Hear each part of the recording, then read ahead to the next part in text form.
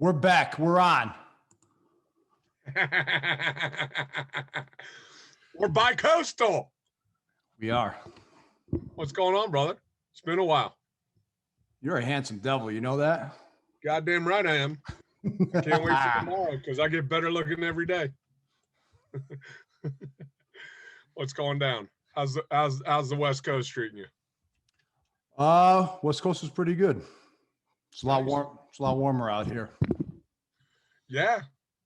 I mean, you got that going for you. You also got earthquakes and fires and all that fun stuff. I've seen none of that. I've seen none of that yet. There you go. That's all the stuff they put on TV to make you afraid. No. Stop it. They don't do that. We're finally back. We've been gone for a while. Yeah, I was gonna look up what our last podcast was. I think July 31st, maybe, or June 31st. It was okay. Baresh. Okay, yeah, Coach B. Yeah, that was awesome. Yeah, I mean, first and foremost, if you're doing a podcast or thinking about starting a podcast, it's not as easy as it seems. No, and things like life get involved. Yeah, we've been off for 8 or 9 months, and I blame it all on me. We'll get into that at a later podcast. No, I'll blame you. I'll blame you too. I know you got some things on your mind, and I'm going to set you up real nice. See, I got this little thing right here. Nice. You see that? See this? Yeah. See the national championship? Zaga, Baylor. And I put this up on Facebook, and I know that you reached out and you were like, I got Zaga and Baylor too before the game. So, ladies and gentlemen, just to let you know, and if you want visual proof, we have a YouTube channel. If you're just listening on Spotify or some other podcasting service, there's the proof. Go up a little higher because who'd you pick to win? Well, I picked Gonzaga to win. I was wrong on that one, but I'm going to set you up real nice. I'm going to tell you why I chose Zaga and Baylor. So because of situations we'll talk about at a later date, I hadn't watched much basketball this year at all. In fact, the first probably full game I watched was the Zaga UCLA game. I sat in my chair. I watched almost the whole thing. All the kids are there. We're having fun. And that timeout right before the game-winning shot, my 5-year-old comes up to me. She's like, I want pizza. I'm like, we already ate. We're done. Like, you didn't finish your food. You're done. And Daddy, I want pizza. She started crying. So I get up. And I'm at the microwave, and all of a sudden I hear my older kids start going nuts. And I look up, and there's celebrations everywhere. Game-winning shot. The first full game I watched. The whole reason you could watch a whole season of basketball and never see that. And I sit down, the first game I watched, and I missed the grand finale. It's a pizza. Yeah. I mean, but your daughter wasn't crying anymore. No. But she had no idea the magnitude of what her actions caused. Yeah, I mean, but you look at the end of that game.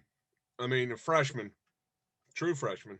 I don't know if there's anything else, but I mean, no timeout. Get the ball to him. Go up the court. Hit a three, like a 3-quarter, a little past half court shot for the win. Total luck. Okay. There's no skill involved with that shot at all. Absolute luck. There's a little bit of skill. Tiny bit. More than I got. I mean, you're talking about a kid who he just declared for the draft, and he's going to be a top 3 pick. It's a low percentage shot. Yeah. I mean, it's not the shot that you want to risk your life on, but last year I was trying to. I spent almost a whole season trying to convince 9 and 10-year-olds not to take 3-pointers because they're low percentage shot for them. And a 3-quarter shot's low percentage for anybody. Yeah, I mean, I had Baylor. I had Baylor winning it. The reason I had Baylor winning it, I know their strength coach. Yeah. So I had like I said, I hadn't watched the season. I chose Zaga because I just felt it was their time. 20 years being the underdog, and every year, they've gotten a little closer, a little closer, a little closer. So that's why I thought it was their time. But Baylor, the reason I chose them is because last year they were hands down the biggest team I've ever seen take a court. They're huge. Yeah. I mean, they're put together. And I mean, and beyond that, they're incredible basketball players too. But their mere size, and that's your alley oop.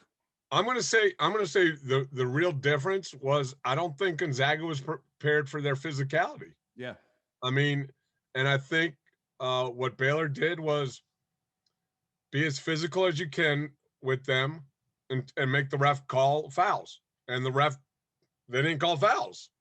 So, I mean, and then you look at about the letdown coming off the high from beating UCLA. 48 hours later, you're playing for a national championship, but you just won a huge game to play for that national championship.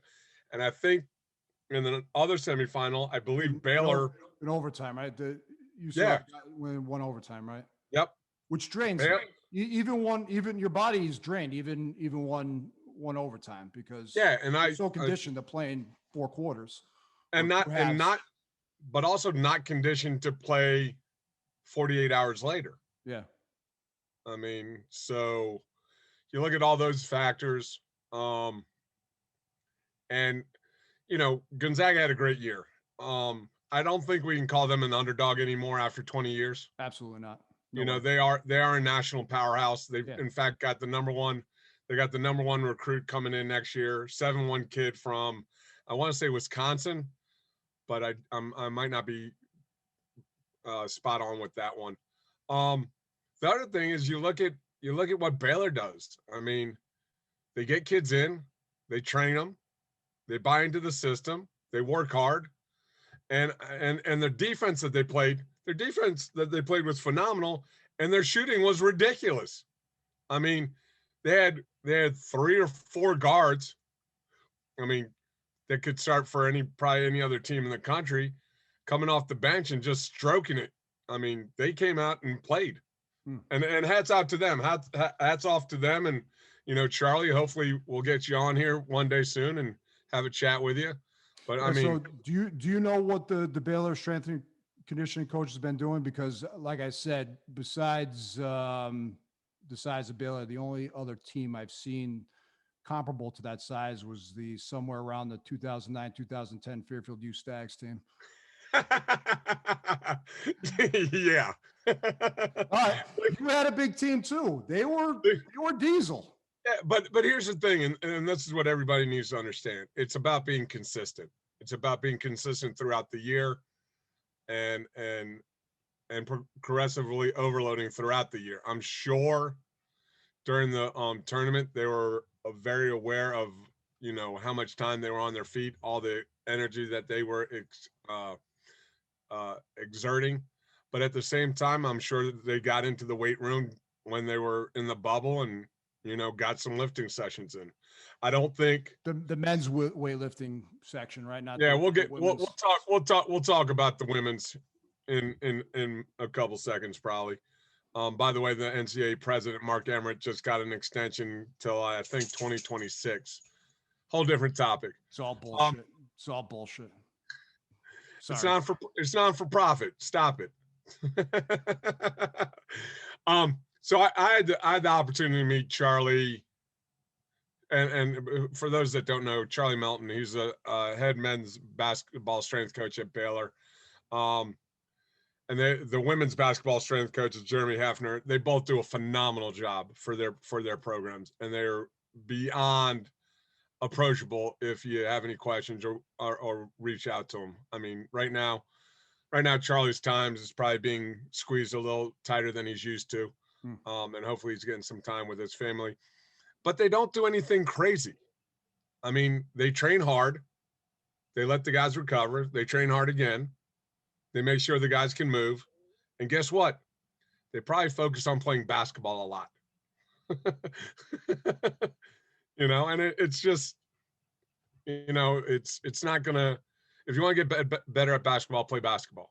Why are there such inconsistencies though through the teams? You know, you look at a team like Baylor that has, you know, a successful strength and conditioning program, and you know, there's others that you could tell it's not so much so. Is it the culture? Is it the coach himself? I mean, you would think at this point in time that it would be more consistent throughout the rest of the teams, but it's not.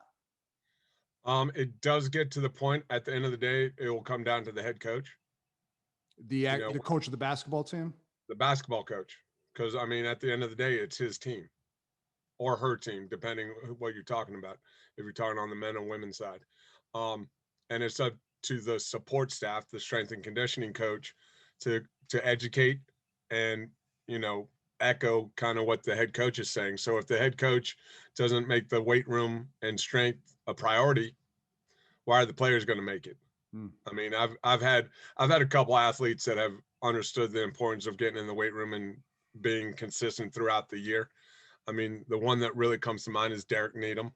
I mean, he's playing professionally over in Montenegro now, and we've had on the podcast 2 great podcasts with him. Exactly, but at the end of the day, I mean, when you're at a Baylor or you're at those high elite level schools, you're killing yourself for playing time. And then, if I knew that if the starters ahead of me were in the weight room and I wasn't, I got to get in the weight room. Yeah. But on the flip side of that, if I know the person ahead of me isn't in the weight room, I know if I go in there, it's going to be an advantage for me, because if that player gets hurt, I got to be ready to play. So there are some. It is a lot of it's culture. And it takes time to build that. But Charlie and Jeremy have both been at Baylor for a significant amount of time, so they also have a rapport with their head coaches, and they probably can have open and honest conversations with their coaches about what they think would best help their athletes perform best on the court.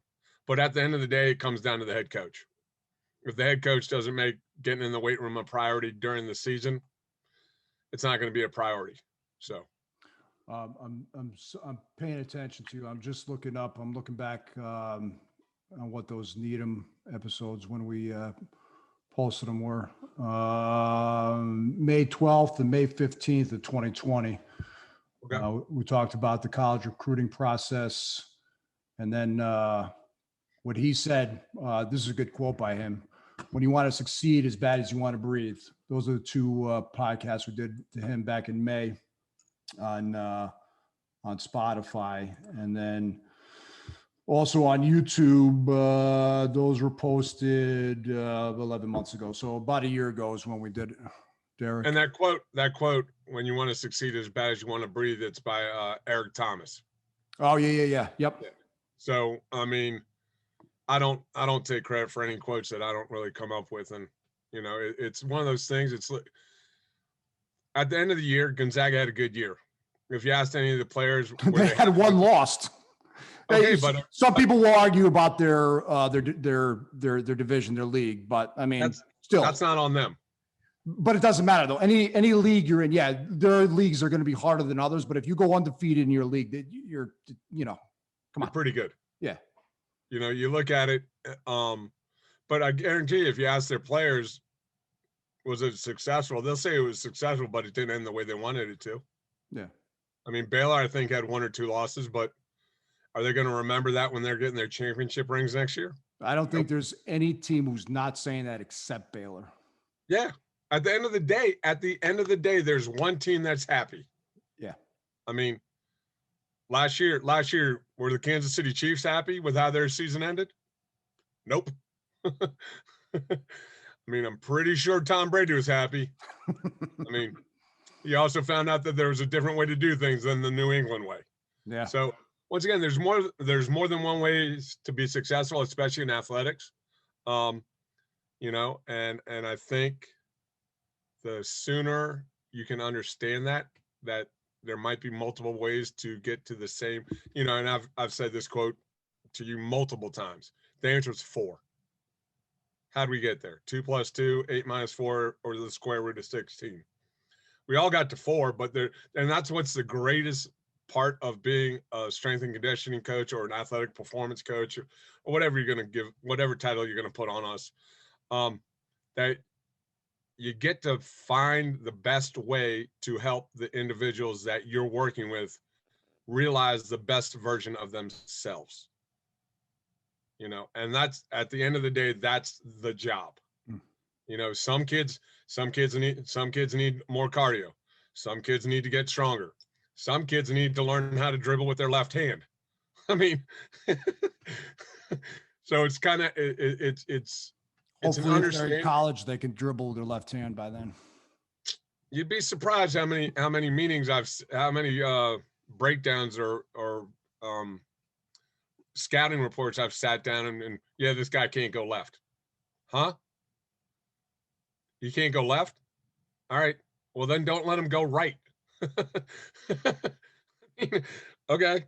But other than that, I tip my hat both to Gonzaga and Baylor for having very great years. It's worked out for them. A bunch of their staff has moved on. One of the assistants from Gonzaga, he took the head job at Arizona. I mean, he's the head coach. He's the head coach at the University of Arizona. I mean, but he put in his time. Yeah. That's the other thing that people don't understand. I mean, overnight success doesn't happen overnight. It takes some time. Yeah. It takes some time. Women's basketball. Yeah. Holy shit. Okay. I just searched for that because you told me about it. I didn't hear about it. I just searched for it.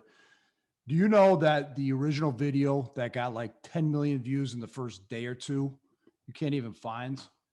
It doesn't come up in a Google search.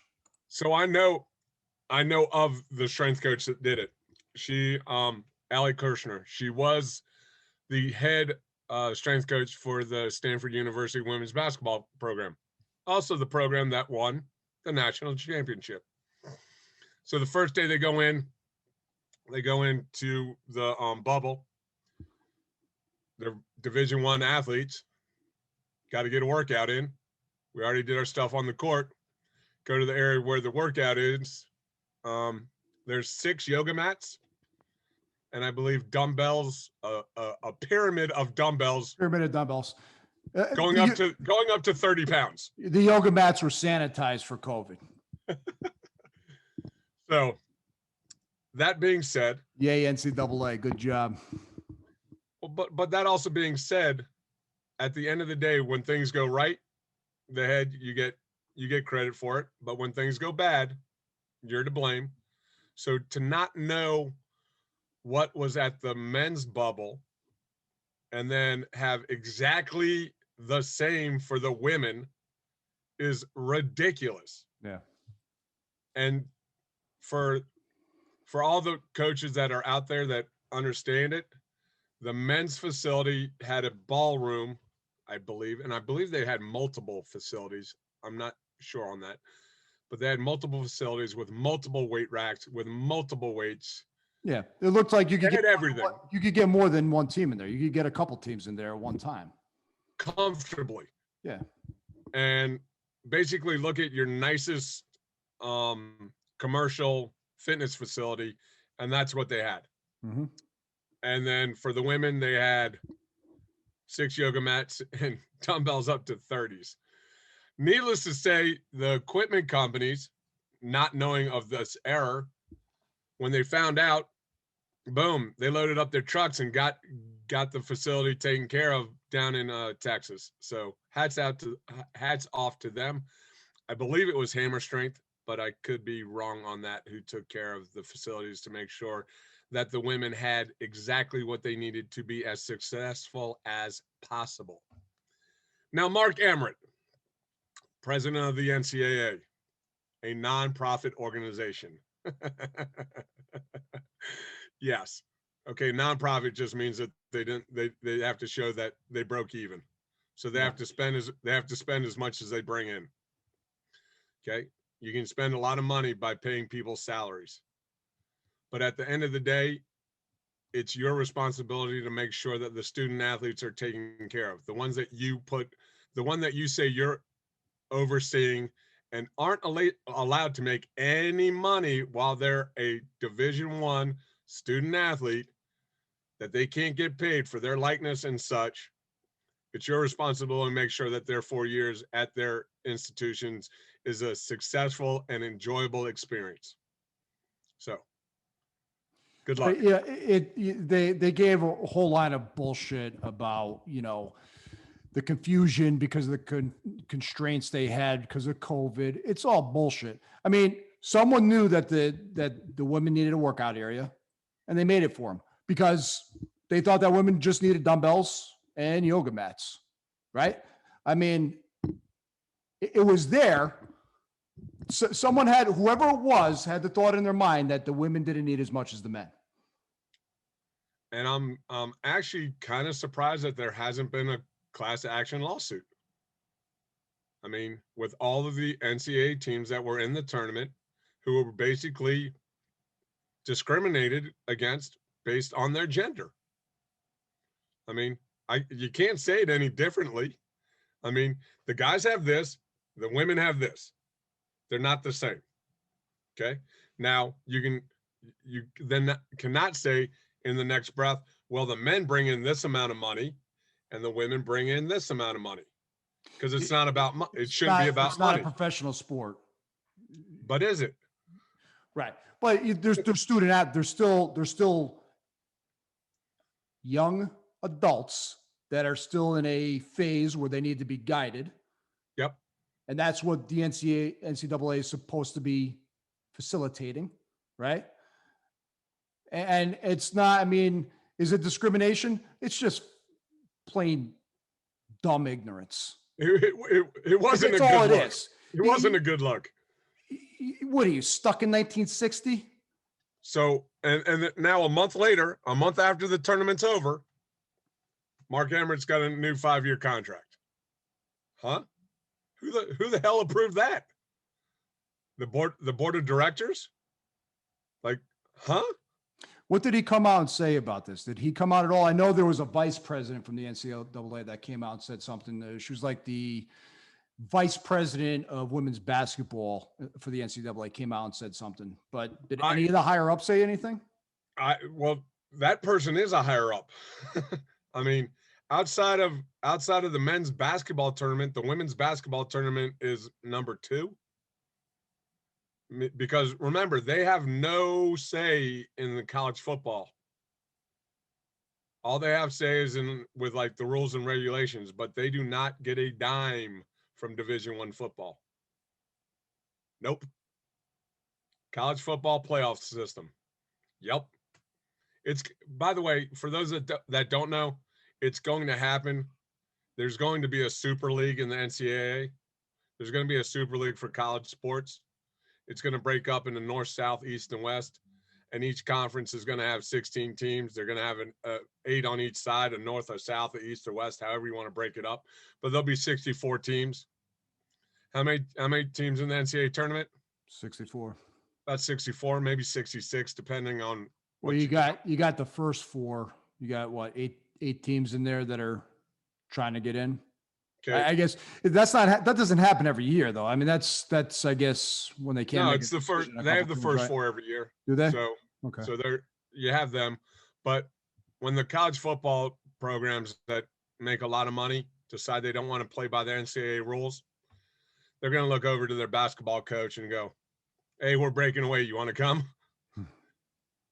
Last time I checked, college football makes more money. So they're bypassing the NCAA completely? That's the move? I think it's going to happen. I think it's going to happen within the next 5 to 10 years. I mean, if not sooner. I thought it was going to happen after this year because I think a lot of the college football teams, first they lost a lot of money because they couldn't have fans. And that's kind of why the basketball happened the way it happened, because that generates a lot of money for the NCAA and for the colleges and universities that are in there. The more teams you get into the tournament per conference, the more money your conference gets. So if I'm in the Big East, I want 8 teams to make it. Yeah. I don't care. I don't care. I mean, I want to be in it as a Big East school, but at the end of the day, I want as many Big East schools in it so we get a bigger piece of the pie. Hmm. You know. But once again, it's nonprofit. um, that being said, I commend all the student athletes. I commend all the coaches. I commend all the support staff for what they have done this year. I mean, I couldn't imagine all the hoops and things that you've had to jump through. And I think you've done a great job. And for those that have not been applauded, you did a job that is very, very thankless, from administration and from the higher ups at your institutions. But you got up every day not knowing what you were going to have to deal with, and you got after it, and you took care of the student athletes the best way that you knew how to.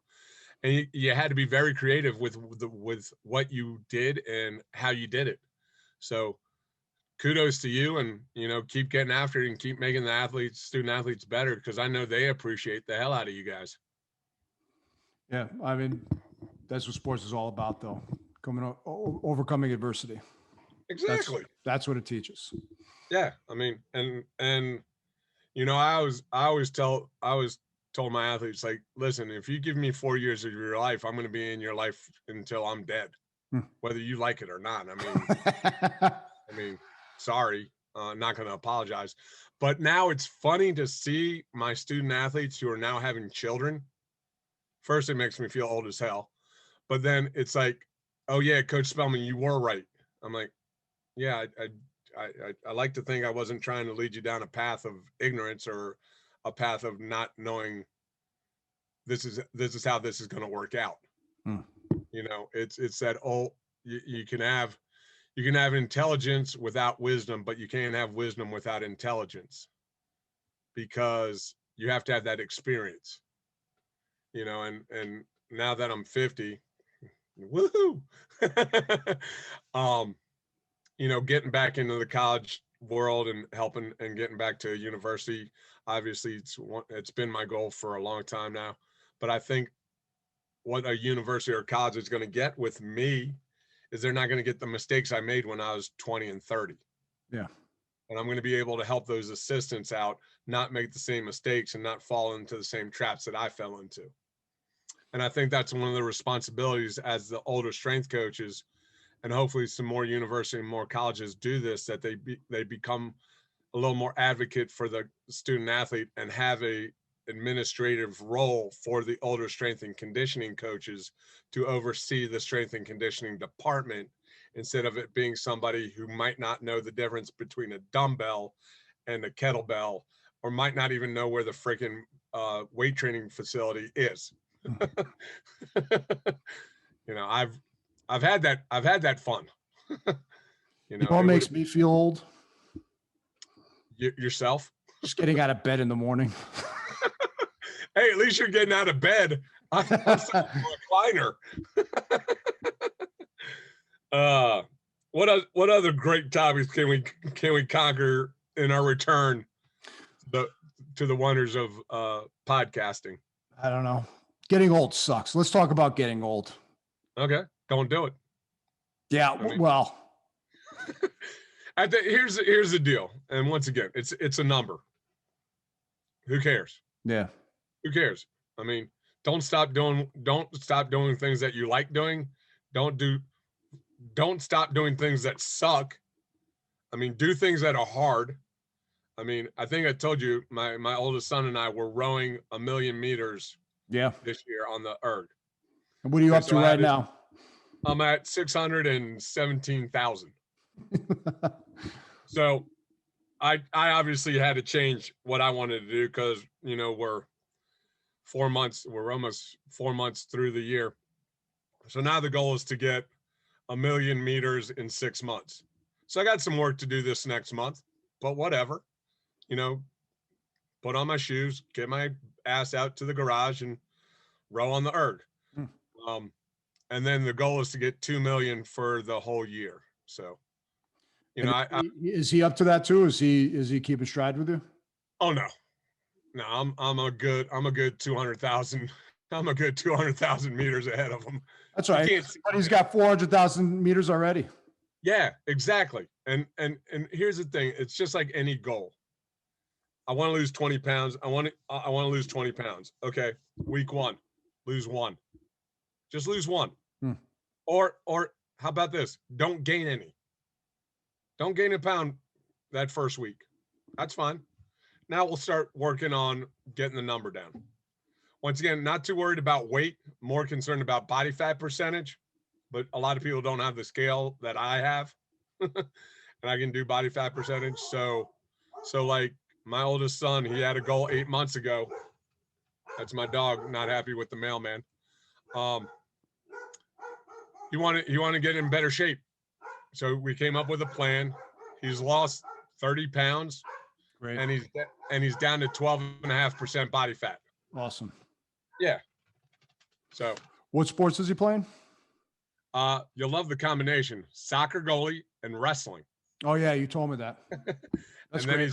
he's talking about doing track next year, because one of his goals for his 15th birthday is that he wants to run 15 miles. Okay. Cool. I was like, I'll ride the bike next to you. I mean, I'll be your support staff. I'll have water for you. I'll do whatever you need.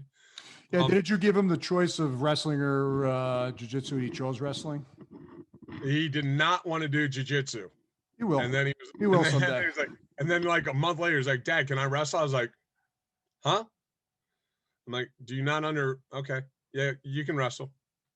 And then I'm going to ease him into, I'm going to ease the family into jiu-jitsu this summer. So that will be interesting for everybody involved, especially when my 17-year-old daughter smashes her 2 younger brothers.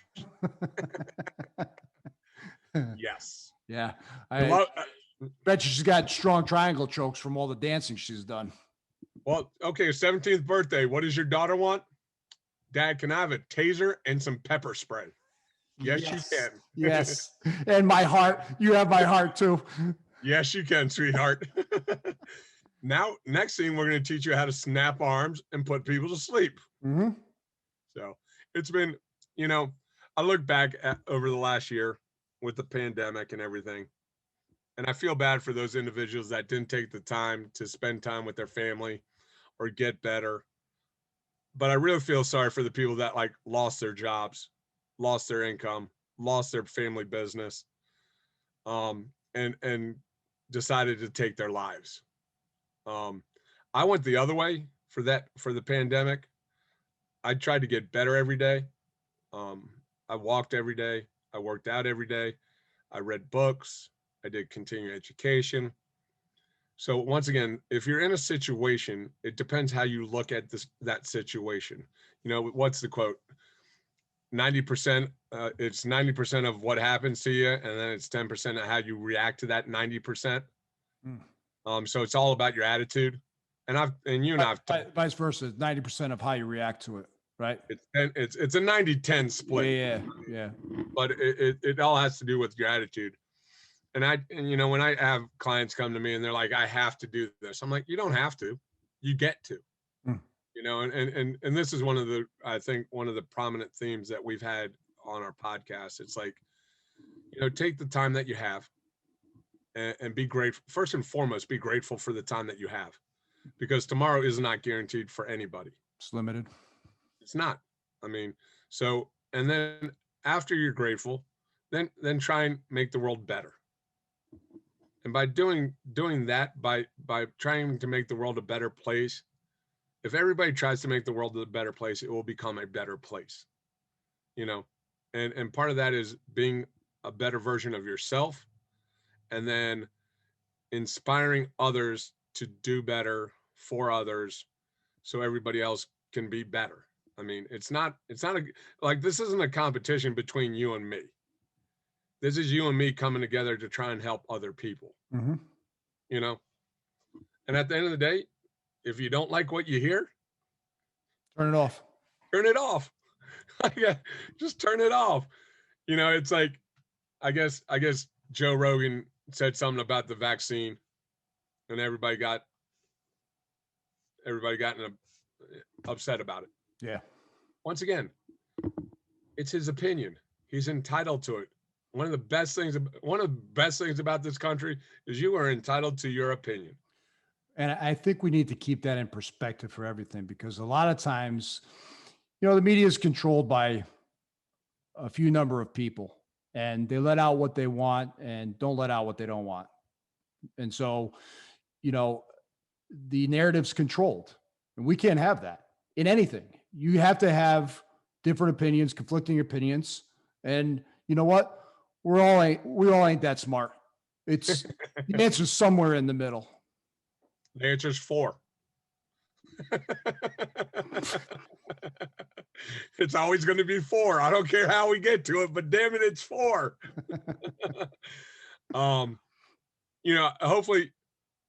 Hopefully we're gonna get on another roll here, and yeah, we're gonna get on a roll. Have some guests, talk about different things. Obviously, for those that are listening, if you have any questions, if you have any topics that you want us to talk about, feel free. Email info@athletehackers.com.